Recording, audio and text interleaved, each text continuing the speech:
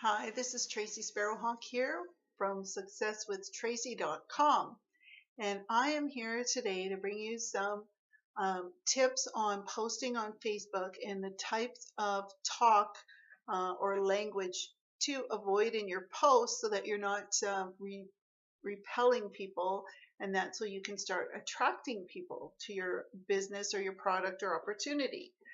So, before I get into the content, I just wanted to tell you to click the subscribe button to my channel and look for more videos as I post them.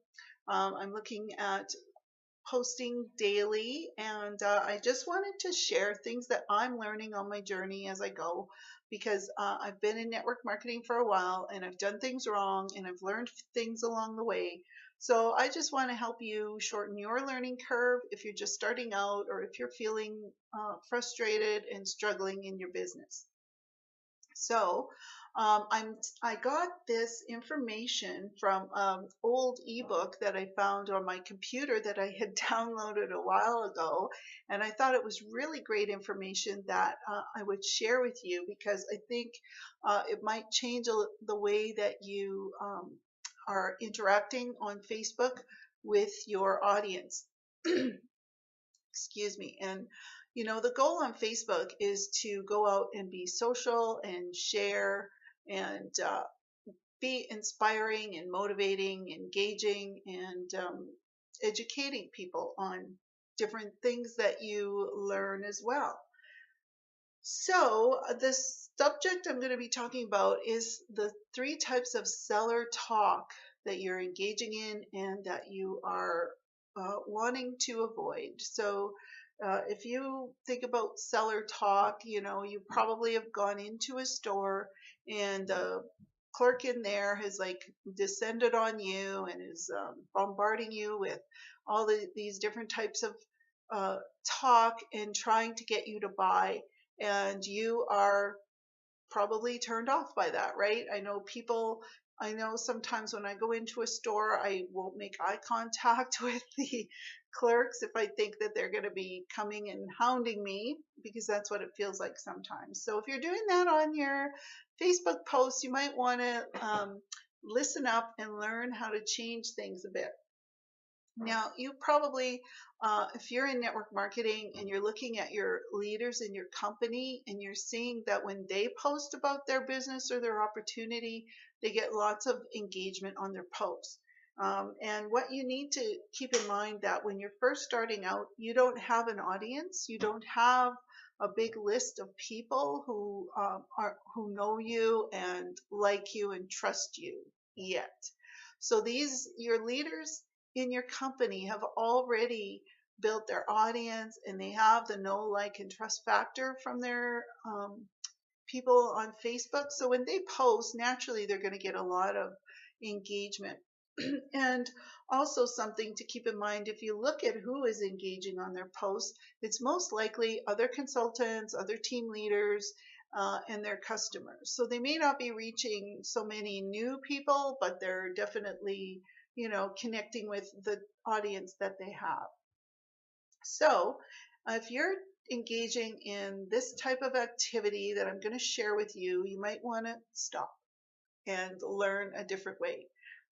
So the first type of talk that you might be engaging in is being too general with your products or your business. If you're saying you're in a health and wellness business, well, it doesn't really conjure up any feelings or emotions or pictures for people, right? So people will just scroll right by that and they won't even bother looking. It doesn't grab their attention. Now, the second type of talk that you could be doing is just talking about your business and your product the way you would talk about it to your teammates or your upline, right? You're going to be using jargon. You're going to be using words like comp plan and rank advance and the terms for the different levels of management in your team or stuff like that. So people outside of your business or your company do not know what you're talking about and they don't really care. So if you're doing that kind of thing, you may want to stop and just think about, would I talk this way if I went out into the public? If I went into a store and met somebody, would I be talking like this and talking about, you know, the third level diamond, green star level? If you were talking to somebody in person, you probably wouldn't be doing that. So just avoid talking like that when you're on Facebook. Now, the second thing that you want to avoid is actually naming diseases. So if you're talking about curing diabetes or curing cancer, or your skincare cures acne or rosacea or something like that, you are putting yourself at risk for several things. So I'll just go into that. What you can do, instead of naming the diseases, you can talk about the symptoms that your product will help alleviate. So, you know, if somebody has, for example, like with cancer, if they're getting treatment and they're feeling nauseous all the time, you can maybe talk about how your product helps with their nausea during their treatment, so they can feel better and have energy. Or if you're talking about, if your product is good for somebody with diabetes, you may want to talk about the symptoms of diabetes and how the product helps, rather than saying, oh, you know, this cures diabetes. No, or this helps with diabetics. No, you don't want to be doing that. Now, the reasons you don't want to do that is because, number one, if you're selling something and people know that you're selling it, right away your credibility is shot. For some reason, when people start a network marketing business, if you say you were a customer of that company before and you recommended the product all the time, and people would, you know, believe you and trust you and take you up on your recommendation, well, once you sign up and decide to distribute that product, all of a sudden your credibility goes down, because then people feel like you're just recommending it to make a buck off them. So your credibility is already low in the consumer's eyes. And if you're making medical claims on top of that, then, you know, it puts you at real risk and nobody's going to buy from you. The second reason you don't want to make medical claims is that people are different and they don't always react to this product the same way that somebody else will react. So if somebody got really good results on your weight loss program, that doesn't mean it could work for everyone, because you don't know how their body's going to respond to it. You don't know if they're going to do the program properly or fully the way it's supposed to be done. So you just want to be careful when you're making medical claims. Now, the third reason you don't want to be making medical claims is only medical doctors are licensed to treat diseases or conditions. So you could be getting in trouble with a federal health authority or regulator if you're making these types of claims and somebody decides to report it. I believe there was a company a few years back who got called out on that when they made a claim that one of their essential oils cured cancer. So they got taken to court over that. So you want to avoid making medical claims. Now, the third type of seller talk that you want to avoid, and if you just want to let me know if this is helpful for you, that'd be great. I appreciate your feedback. So anyway, the third type of seller talk you want to avoid is hype. So hype is basically making unbelievable claims. They sound inflated, they're excessive or misleading.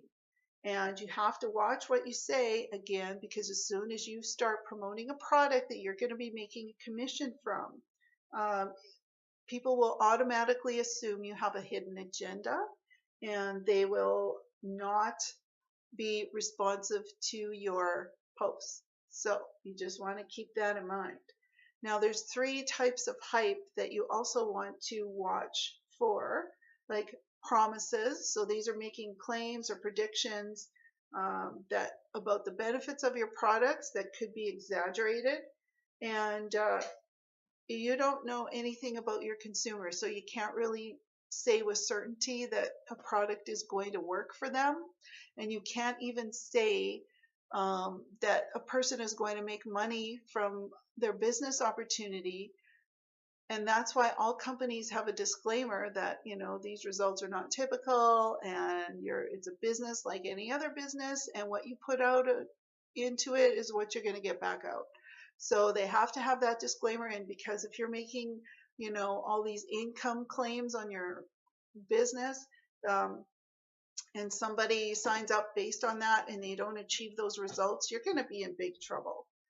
They're not going to be happy with you. It'll result in a bad review on Google. So that's another thing. If you're naming your product and your business on your Facebook post, people can just go and Google it. And what are they going to find? They'll probably find some bad review. So you just don't want to be naming the specific company or product that you're using or promoting. Now, the second type of hype that you want to watch out for is if you're chest beating. So what that means is that you can believe your product has the best ingredients ever and gets all the results that you're claiming. But when you're saying it, it sounds like you're beating your chest and you're bragging, and it's just really grandiose. So people who are watching that may just be turned right off, and again will not engage. And something else to keep in mind, if everybody says their product is the best, who's telling the truth, right? Whose product really is the best if everyone says their product is the best? So few people believe that, so just don't do it. Now, the third thing that you could be doing is called screaming. So what that means is that you're overstating. Again, you're using exaggerating terms. Like if you say it's the best botanical product in the world, it's the ground floor opportunity, it's a turnkey business, you're using really exaggerated hype like that. Again, people are not going to believe you, especially if you are working for the company, or a representative of the company, I should say. So